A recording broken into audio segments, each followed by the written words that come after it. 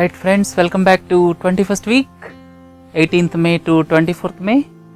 This lecture part we are going to discuss various events of the week. Let us look at the highlights. The Prime Minister's tour. Last week we discussed about tour to China and Mongolia. Now the third leg of the tour falls in South Korea. We are going to discuss detailed visit of the Prime Minister in South Korea. Second important thing is Supreme Court panel on road safety, K.S. Radhakrishnan committee. It asked states to implement certain norms by June 30. Important cabinet decisions, especially with regard to the investment by NRIs in India. They will not be treated as foreign direct investment. Then Aruna Shanbag, 42 years in vegetative state, humanity at its zenith. The other important event is the row between the Lieutenant Governor and the Chief Minister of Delhi, Arvind Kejriwal. When you look at the world events, first and the foremost is humanitarian crisis in Ramadi in Iraq, as well as the threat for Palmyra, which is in the hands of ISIS now. The other important event is Arctic, the exploration of oil and gas reserves in Arctic. And in this connection, protests in United States of America near Seattle.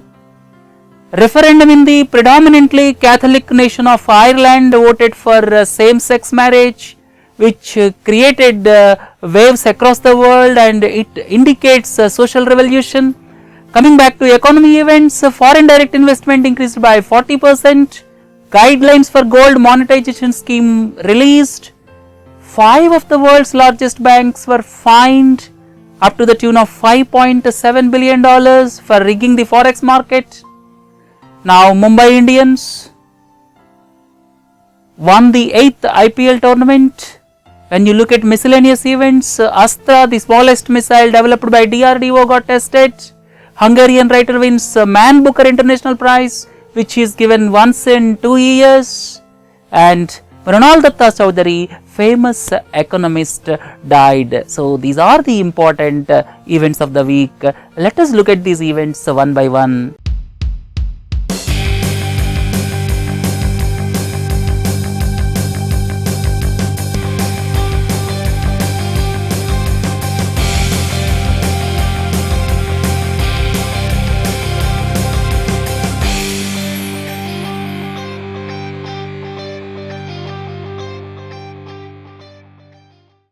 First and the foremost is Korea, South Korea, or you can say Republic of Korea.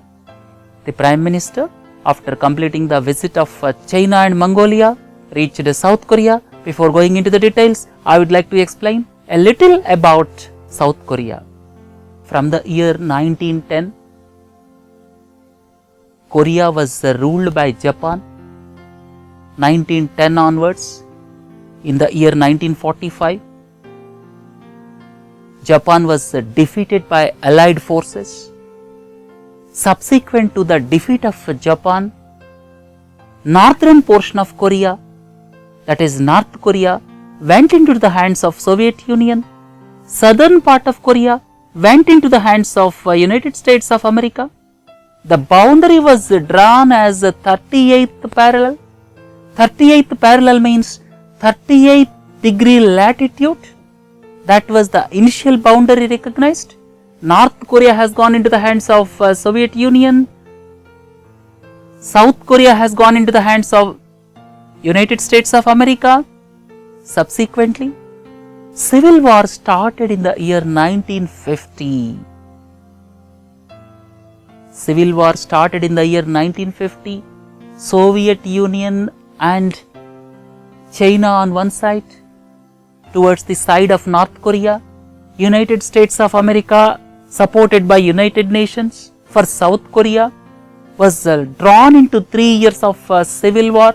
During the civil war from 1950 to 1953, lakhs of civilians were killed, and subsequently Treaty of Armistice was drawn in the year 1953 between North Korea and South Korea. And the border between North Korea and South Korea is highly militarized, probably the highest militarized border anywhere in the world. The border between North Korea and South Korea is highly militarized border anywhere in the world, and after the civil war, North Korea followed closed economy and South Korea followed capitalist economy, and South Korea growth rate was around 10% for 30 years. And now it is one of the Asian giants. If you want to know more about South Korea, it is known as the Republic of Korea. Area is around 1 lakh square kilometers and the population is roughly 5 crores or 51 million, and 50% of its population is situated in the urban agglomeration of Seoul. Urban agglomeration of Seoul, the capital of Korea, and the currency is South Korean won. HDI is very high and GDP is approximately $1.4 trillion. The GDP of Korea is $1.4 trillion. Please don't forget, India's GDP is close to $2 trillion. The Prime Minister stayed for 2 days in South Korea. South Korea offered $10 billion aid for India to develop infrastructure, smart cities, railways and power generation. And the two countries decided to upgrade their bilateral relationship to special strategic partnership. The two countries decided to upgrade their relationship to special strategic partnership, and two countries signed 7 agreements, including the one on DTAA. What is DTAA? Double Taxation Avoidance Agreement. DTAA means Double Taxation Avoidance Agreement, due to which the income will not be taxed in two countries. That means the income tax will be on the agreed terms and conditions when DTAA exists between two countries. And the Prime Minister also addressed Indian diaspora at the Kyonghee University in Seoul. Seoul is the capital of South Korea, and on the second day, the Prime Minister visited Chongcheon Stream in Seoul. In addition to that, the Prime Minister addressed India Republic of Korea CEOs Forum and addressed 6th Asian Leadership Conference in Seoul. 6th Asian Leadership Conference. At the same time, the Prime Minister visited the Hyundai Heavy Industries Shipyard, one of the biggest shipyards in the world at Ulsan. And a channel for facilitating investments, which is known as Korea Plus, was also opened. So these are the activities of the Prime Minister in South Korea or Republic of Korea. Please don't forget, South Korea is also known as Republic of Korea and North Korea is known as Democratic People's Republic of Korea. Right friends, let us look at the next issue. Supreme Court panel on road safety. States to implement norms by 30th of June. I would like to explain few points. India accounts for around 1% of total vehicle population. India accounts for just 1% of total vehicle population, but 10% of accidents occur in this country. India accounts for only 1% of vehicle population, whereas 10% of accidents occur in this country, and 1,37,000 people lost their lives in road accidents. Under these circumstances, a public interest litigation was filed in the Supreme Court, and Supreme Court in the month of April 2014 constituted a panel headed by the former Supreme Court Judge K.S. Radhakrishnan. Former Supreme Court Judge K.S. Radhakrishnan panel was appointed by the Supreme Court based on the public interest litigation in view of increase in accidents. The main feeling is the road laws are not being implemented properly by the states. Various safety laws on highways are not being implemented properly by the states, and K.S. Radhakrishnan committee gave some recommendations, and for some of these recommendations, to be specific, 13 of these recommendations are to be implemented by the states by June 30. And 3 important recommendations are: there should be ban on the sale of liquor along national highways and state highways. You see so many liquor shops along national highways and state highways, and the panel recommendation is there should be ban on sale of liquor shops along national highways and state highways. Second important point is there are several hoardings along the national highways and removal of advertisements which obstruct the view of drivers. Third important point is setting up of a road safety council by each and every state. These three are the important recommendations. In addition to these three recommendations, another 10 directives are there. These 13 directives are required to be implemented by the states by June 30. This is based on K.S. Radhakrishnan, that is former Supreme Court judge, based on his recommendations. Let us see how the states will implement by June 30. These are vital recommendations which will have a bearing on the safety on roads. Friends, let us look at the next one. Important cabinet decisions. That is, the first one is on FDIs by NRIs, non-resident Indians. A citizen of India staying abroad for at least 183 days in a year. If a person is staying 6 months or more in a year abroad, he is classified as non-resident Indian. He will have Indian citizenship. He is a citizen of India, but staying temporarily abroad, he is a non-resident Indian. That is NRI. The other category is OCI, Overseas Citizens of India. Formerly, he was a citizen of India. He held Indian passport previously, but he migrated and settled in other country. That's why after acquiring that country's citizenship, he loses the citizenship of our country, because as per the Citizenship Act 1955, India does not allow dual citizenship. So, these persons who were formerly citizens of India but settled abroad and obtained citizenship of other country are known as overseas citizens of India. I am not going into details of these things. I am explaining just what is the difference between NRI and OCI. Previously, third category was also there, persons of Indian origin. When his grandfather or great-grandfather, if one of them is Indian, then they will be categorized as PIO, persons of Indian origin. Recently, as per the Citizenship Amendment Act 2015, these two categories are merged. OCI and PIO are merged. Overseas citizens of India and persons of Indian origin, these two categories are merged, and now there are only two categories: non-resident Indians, they are citizens of India but staying abroad temporarily. The other one is overseas citizens of India. They are the citizens of other countries but they have their origin in India. So, NRIs and OCIs, if they invest in our country, that must be non-repatriable investment. They bring money and take away, that is not the type of investment. The type of investment is non-repatriable investment. If they invest in India on non-repatriable basis, that will not be considered as FDI. That is one major decision taken by the cabinet. The second important decision is on fertilizer front.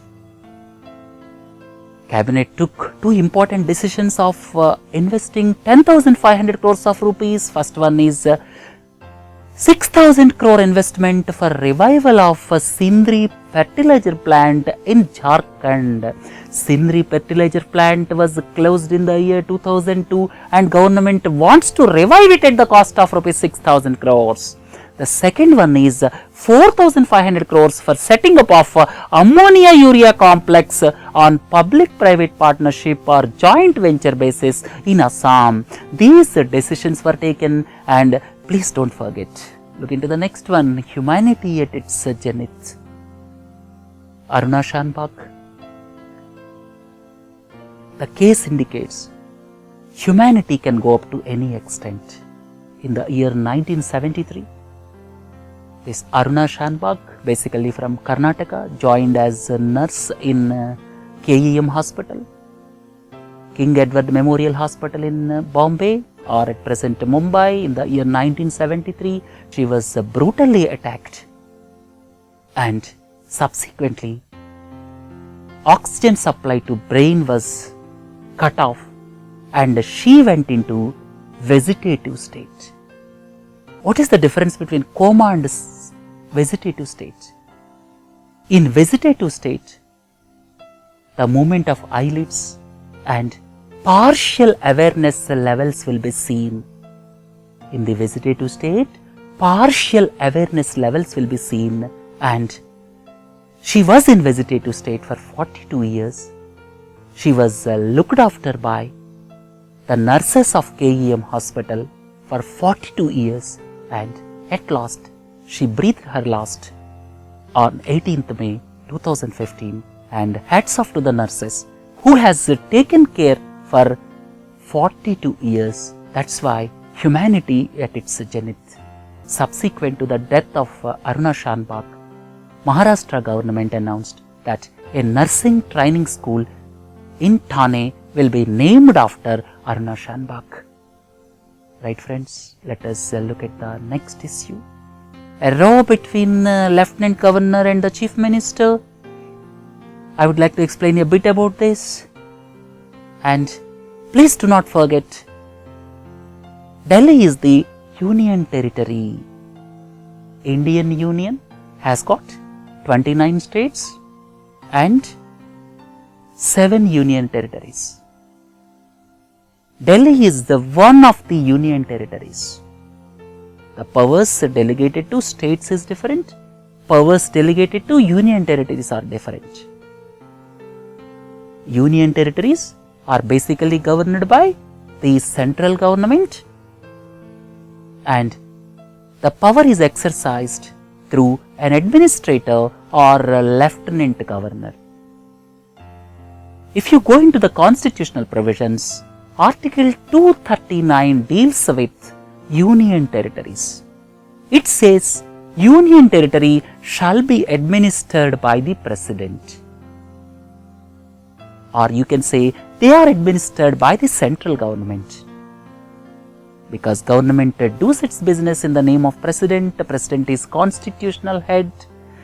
Technically, the governance of Union Territories rests with central government. But a Constitutional Amendment Act, that is the 69th Constitutional Amendment Act, was brought in the year 1991, which specifically says two things. Union Territory of Delhi will be called National Capital Territory of Delhi. Union Territory of Delhi will become National Capital Territory of Delhi. Second important point is Administrator for Delhi will be redesignated as Lieutenant Governor. At the same time, Clause 3A, that is the subclause A of Clause 3 of Article 239AA, clearly says that Legislative Assembly, we are talking about Delhi, Legislative Assembly will have the powers to make laws in the state. Legislative Assembly will have powers to make laws in the state pertaining to state list or concurrent list, except 3 items. The 3 items are 1, 2 and 18 of state list. 1, 2, 18 of state list. 1 is public order. Second is police. Third one is the land. That means police and land or law and order and land matters are technically with central government. State has got no jurisdiction. As per 239AA, law and order as well as land matters are technically with central government. That means Lieutenant Governor will have full powers. Right. The Ministry of Home Affairs issued a circular on 21st May, which says 3 points. First and foremost is whatever we have discussed. Matters of public order, police and land will fall within the purview of central government. Second point is, the state has no power with regard to legislative or executive. That means with regard to these three matters, state has got neither legislative nor executive power. Third important point is ACB cannot file cases against staff or officers of central government as services falls within the central government. The Ministry of Home Affairs letter interpreted that there is no separate civil service for Delhi. The services for Delhi is for entire union territories. So that's why the state has got no civil service. That's why the ACB cannot initiate cases against the officers of central government. These three clarifications are given by the Ministry of Home Affairs, but experts feel in both the ways. Subsequently, Delhi High Court categorically stated that Anti-Corruption Bureau can file cases against officials or officers, and it felt that the order issued by Ministry of Home Affairs as suspect. Under these circumstances, the central government now decided to file an appeal against the order of the Delhi High Court in the Supreme Court. Right? So the matter is finally going up to Supreme Court, but please don't forget Delhi is a union territory and some powers are given to state government, some powers are kept with central government. It is up to the persons to interpret exactly, and the problem came because of the interpretation of these powers. Central government felt that certain powers, especially ACB, cannot file cases against central government officers because Delhi has got no separate civil service. All the officers should be treated as officers belonging to central government, but the High Court of Delhi felt otherwise. And now the central government is filing appeal in the Supreme Court. So this is the present status as far as row between the Lieutenant Governor and the Chief Minister is concerned.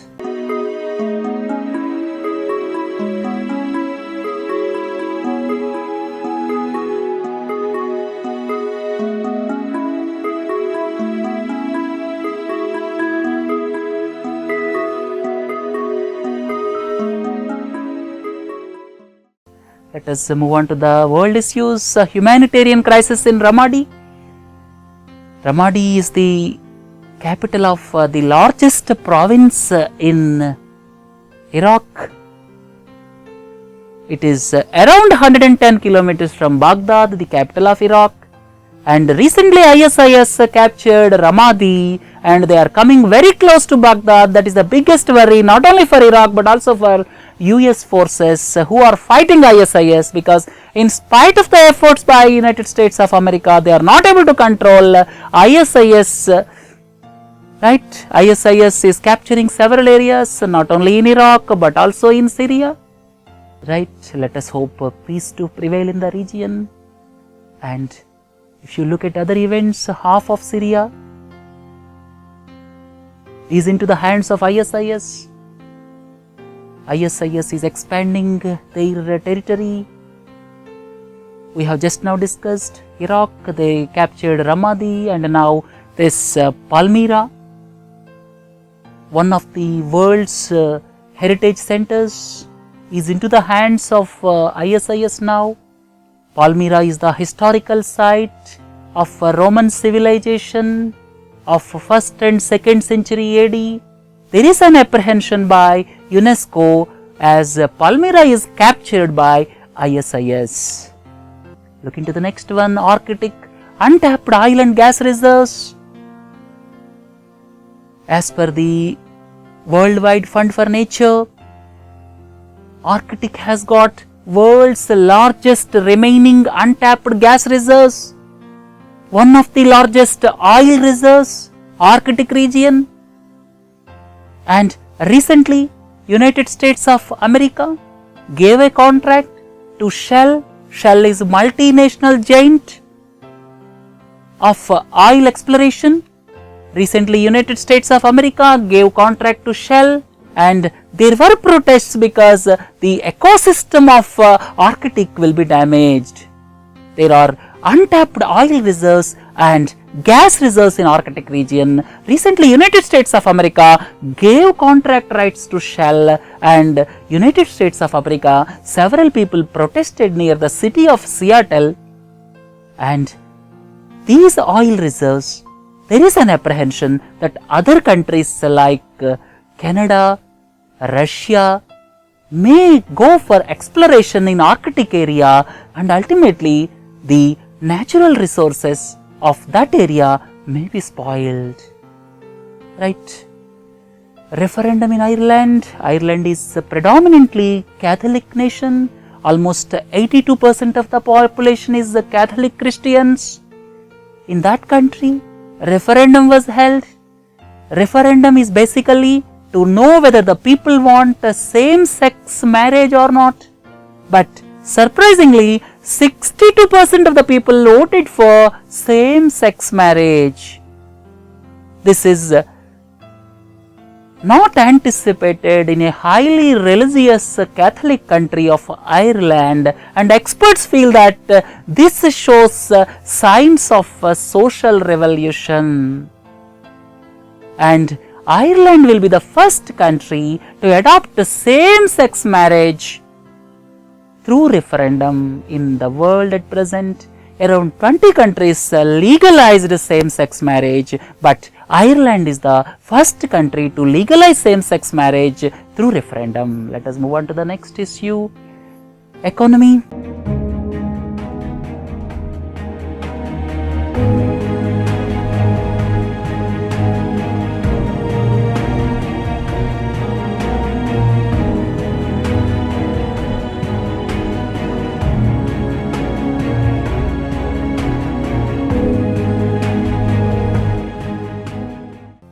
The figures for FDI are out.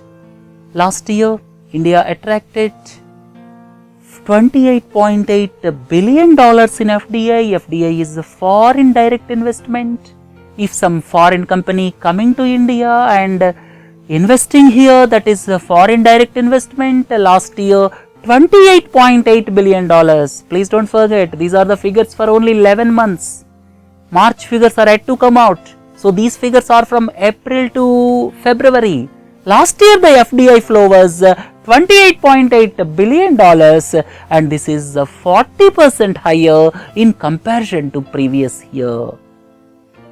Government announced that there is increase of 40% FDI, definitely good news, but if you look at other countries, it is not so pretty. When you look at the FDI figures of other countries, China attracted almost 4 times. $128 billion, Singapore, where the city-state, where the population is not more than Pune, attracted $81 billion, and Brazil attracted $62 billion.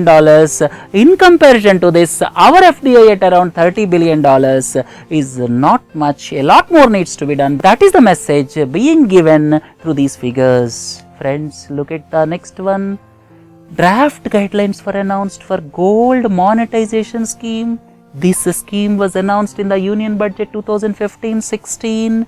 Gold monetization scheme. What is the main purpose of this scheme? The main purpose of this scheme is to bring gold out of households. In India, it is expected that 20,000 tons of gold is locked up. 20,000, one figure says 20,000 tons, other figure says 40,000 tons. In India, 20,000 tons to 40,000 tons of gold is held up, locked up. And government wants to bring it out because the annual consumption in our country is around 900 tons.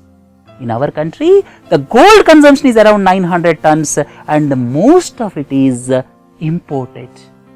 We are importing this gold, that's why it is causing lot of strain on foreign exchange front. Government wants to reduce imports.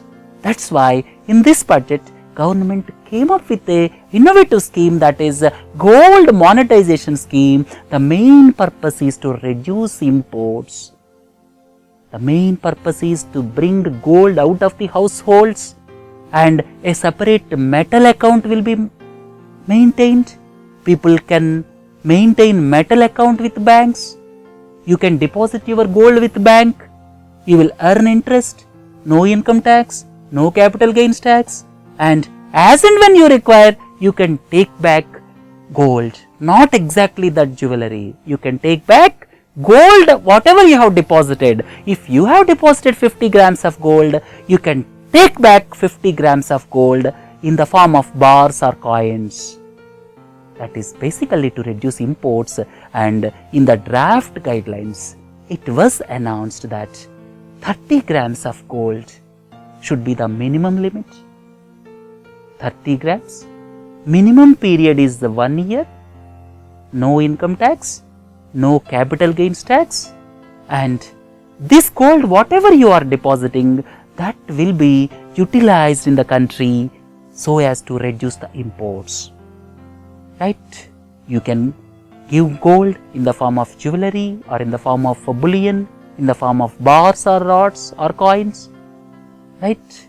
These are the draft guidelines, and the Finance Ministry sought the comments of the public by June 2nd. If you want to post any comment, you can make your suggestions. Right, friends? Look into the next issue. 5 of the world's largest banks fined $5.7 billion for rigging the forex market in foreign countries. For banks, rigging the foreign exchange market, rigging the Euribor, rigging the LIBOR, London interbank offered rate, this became so common. Several times banks are being fined. They are resorting to unethical practices. This time, because of the rigging of foreign exchange market, $5.7 billion of fine was imposed because of rigging the foreign exchange market, and 5 banks, JP Morgan of United States of America, Barclays of United Kingdom, Citigroup of United States of America, then RBS is the Royal Bank of Scotland of United Kingdom, then UBS of Switzerland, and these banks were fined, and the maximum fine was on Barclays of United Kingdom. The fine is $2.4 billion. Right, friends? Unethical practices are on the increase for the banks of international name and fame. Very unfortunate event.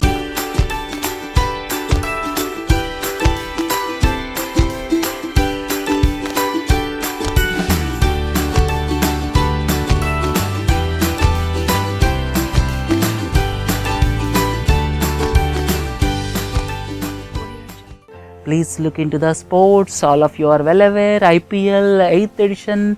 Mumbai Indians wins for the 2nd time. Mumbai Indians defeated Chennai Super Kings by 41 runs. It is the repeat of 2013 edition. Ricky Ponting is the coach. Don't forget. Man of the final is Rohit Sharma. Winners prize money is 15 crores. Runners will get 10 crores. And please don't forget about the orange cap and purple cap for scoring highest runs as well as taking highest wickets. Please go through the PPT. The other facts will be evident to you. Let us move on to the miscellaneous issues.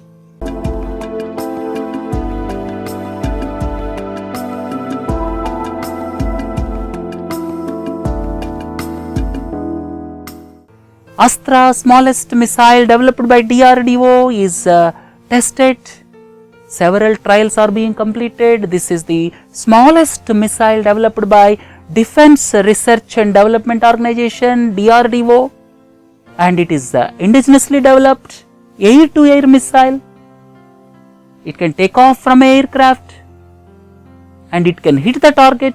Air-to-air missile, and it was tested at Chandipur Sea in Odisha, and it is 3.8 meters long and smallest one developed by DRDO, and it can carry 15 kilograms of warhead.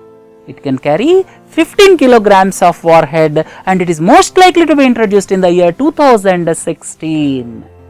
Look into the next issue. Hungarian writer wins Man Booker International Prize. This Man Booker International Prize is given once in 2 years. Famous Hungarian author, the name is Laszlo Krasznahorkai, Laszlo Krasznahorkai, he won the Man Booker International Prize. The prize money here is £60,000. Please don't forget, there are two famous awards given by Man Booker. One is the Man Booker International Prize. It is given once in 2 years. This is the overall literary talent of the author. And for specific book, prize is given every year. That is Man Booker Prize. This is Man Booker International Prize. This is given once in 2 years. Please don't forget, our author Amitabh Ghosh was also shortlisted. But finally, Hungarian author got the Man Booker International Prize. Right friends, look into the next issue. Economist Mrunal Datta Chaudhary. He is famous in Delhi School of Economics. Mrunal Datta Chaudhary recently died, and he studied modern economics from Paul Samuelson.